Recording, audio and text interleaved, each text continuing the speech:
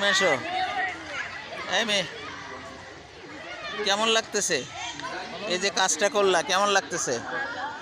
ভালো। কি কাজ করলা এটা? পরিষ্কার পরিচ্ছন্নতা কাজ। এটা কোন ক্লাস আজকে?